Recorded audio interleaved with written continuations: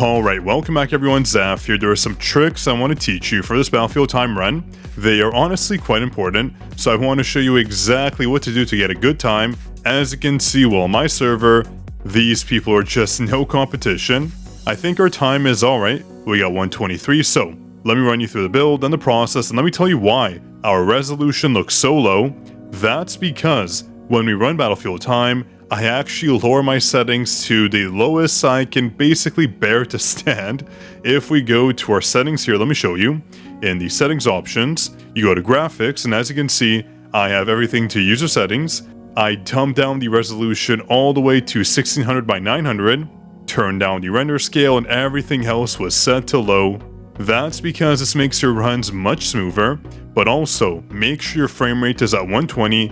This does make a difference, so make sure this is on. And I know for our mobile players, this is pretty much rough and what you have to do anyways, so if you're on PC you can do this. If not, you should still try to do it. It might help you because the lower graphics settings will only make the run so much easier. Now I'm going to change them back though on my end, just to make the game look so much better. There we go. Beautiful, crisp graphics. Now, for this run, let me show you exactly what I ran, just so you know what we're doing. But first, really quick, do not forget to support us on Netmarble Supporter Program. This is how creators send you codes. We have 7,708. Let me refresh. How many supporters did we gain just in this moment here? Oh wow, look at that, close to another 100 supporters. So we have 7,834 supporters for a reason. I make sure everyone gets a code, so don't worry. So go to the link down below to support us, that way you'll get a code. We're waiting for Netmarble to give us the 1000 Essence Stone code and also the Rune Fragment and Fabric code. So once these codes are out, I'll send it to everyone, so just stay tuned, I will update you. And real quick, congrats to Melvin for being the first commenter on our last video. Here is your shoutout and enjoy your very juicy Discord role. This is one of the easier Battlefield times. On our previous guide I ran Park. Park was a good choice if you're free to play, for example. And I just realized we weren't on the rankings. That's because I never claimed my rewards. Oopsies. I'll claim them soon. I kind of just like saving them up, but I will claim them soon, I won't forget. But let's hop back right into here. So our build is honestly quite simple. It's basically like our previous build. Nothing really changed. We have Min with Blessing, since this provides a pretty nice damage bonus. We obviously have Solid Analysis on Wu for the extra break, and Outstanding Connection for the 28% attack bonus on Mirai, which is very OP. And for Mirai, the best that works for this run is just all curse, very simple. And your shadows for basically every single game mode should be this right here. Igris for the crit, Iron gives us a defense reduction, and then Serbi giving us a 5% damage bonus, which is very nice. There's no blessing or skills, but when it comes to hunter skill levels, remember, they do matter. Your artifact sets matter, but the stats do not matter.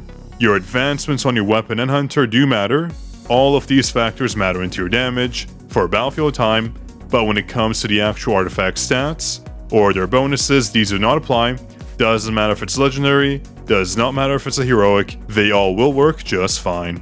But anyways, when it comes to levels, these two skills right here are the most important. The ulti is pretty good too, so ulti and these two skills, with these two being a priority, that's all you need leveled up. I guess with Min you can have this skill leveled up. It deals a bit of damage for the first phase, but other than that, it doesn't matter. For Wu, same thing.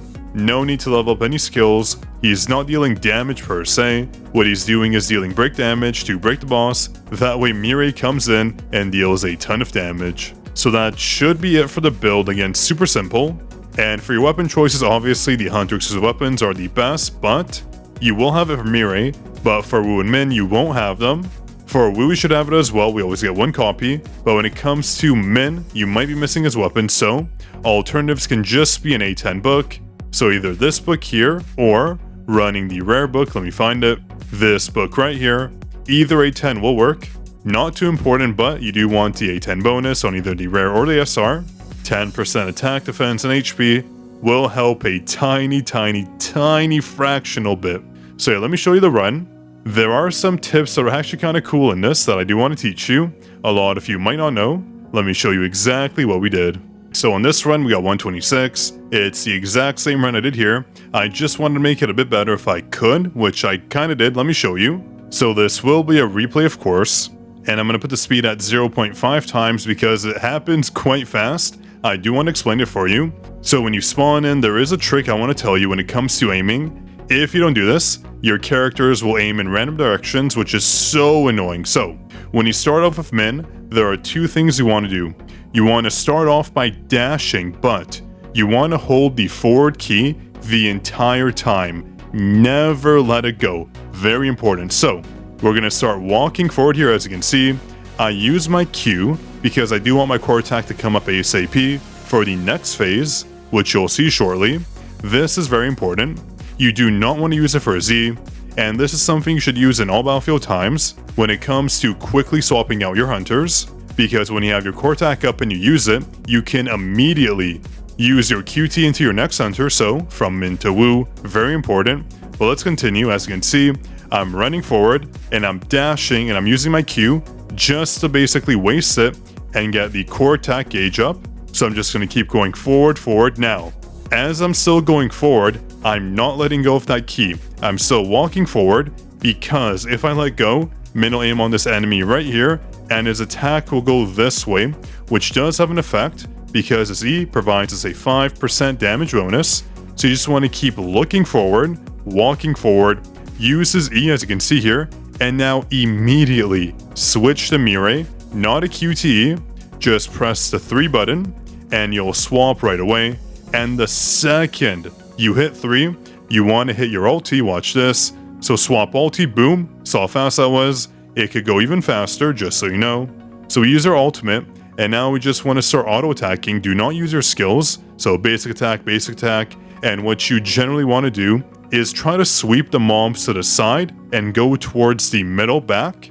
That way you hit the mages as well, because these archers kind of linger, and it's super annoying. It can basically ruin your run, so just start walking this way around. You can use your Q once you feel comfortable, and just remember for Mirai's Q, when you use it, it goes behind the enemy, so make sure you're aiming it correctly. You'll see in just a moment here, there you go, behind the enemy, and then we're going to E on all the targets here that you've grouped up, because we went to the side and to the back, so they're all grouping up, towards the middle kinda, but it's still kind of hard to get all of them. Very annoying this stage. It's like they all have the Zaf virus and they're avoiding each other. Go figure, but anyways, we're going to keep going. As you can see, they're all dead. And that took us around 20 seconds, which is a very bad time. My lowest on the stage was 15 seconds. So optimally, you want to aim for 15 to 16 seconds. Otherwise, you're losing out on a lot of time, but the first phase is very difficult. Anyways, the moment this boss spawns, you want to use your Q or your E. Doesn't really matter. In this case, I use my E. It'll deal a ton of damage, and then you use your Q immediately after, and then boom, it should be dead. And if it doesn't die, obviously, you can just start basic attacking. Her basic attacks are very strong, and the moment your last skill is about to kill the boss, or your basic attacks are about to kill him, QT into Min. Very important. So you saw there, QT, perfect, that's what you want. And that's because on the next round, you want to start with Min, otherwise the run will be a bit difficult. So we're going to spawn out of Min, we're going to run towards them ASAP, and just use our core attack. That way, we can swap right into Wu. You don't have to use his E, not important. So use his E, use his Q, resetting his E, you'll see here, boom, boom, boom, and then E again, and just auto attack as much as you can. Remember, his basic attacks deal break damage, so you want to keep using them. And the moment he turns purple, run to the back, chase him down, use your Q, and then as you use your E, you'll see here, that's all you need to break him if you're running the set. One thing I do want to remind you is preemptively use your shadows. That's what I always forget. So use your shadows ASAP when you know the target's going to break. That way your shadows use their debuffs, and you can deal even more damage.